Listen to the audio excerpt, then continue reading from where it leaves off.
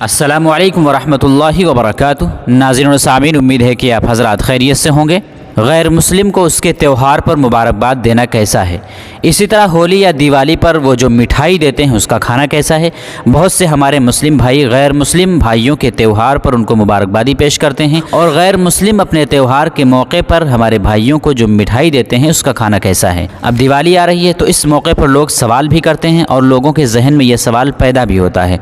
तो इस सिलसिले में मैं आप हज़रात की खिदमत में उम्मुल मदारिस दारुल उलूम देवबंद के 2 फतवे पेश करूँगा। आप हज़रात बगौर समात फरमाएँ, इंशाअल्लाह बात समझ में आ जाएगी। सबसे पहले आपसे गुजारिश है कि अगर आपने चैनल को सब्सक्राइब ना किया हो तो चैनल को सब्सक्राइब कर दें, और वीडियो को सुनने के बाद दूसरों तक शेयर ज़रूर कर दें ताकि दूसरों को भी फ़ायदा पहुँचे। तो पहला फतवा आप हज़रात अपनी स्क्रीन पर मुलाहज़ा फरमा लें। उम्मुल मदारिस दारुल उलूम देवबंद से किसी ने सवाल किया जिसका उन्वान है गैर मुस्लिम को उसके त्यौहार पर मुबारकबाद देना।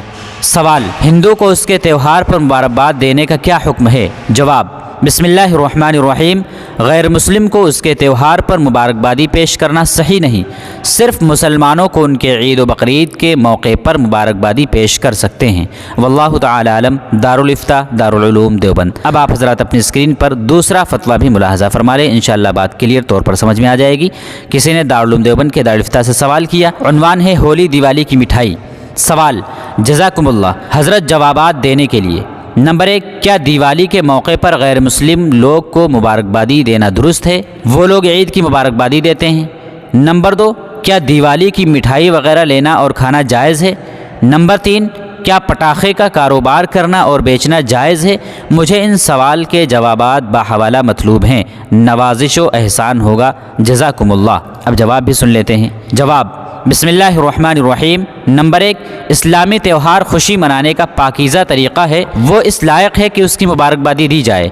अगर गैर मुस्लिम लोग ईद की मुबारकबाद देते हैं तो देने दें। मुसलमानों को गैर मुस्लिम के त्यौहारों पर मुबारकबाद देने से एहतराज़ करना चाहिए। नंबर 2, अगर यकीन व इत्मीनान हो कि मिठाई वगैरह देवी देवताओं के नाम चढ़ाई हुई नहीं होती है और हराम व नापाक चीज़ की आमेज़िश भी नहीं होती है तो इस्तेमाल नाजायज़ नहीं, ताहम एहतियात औला है।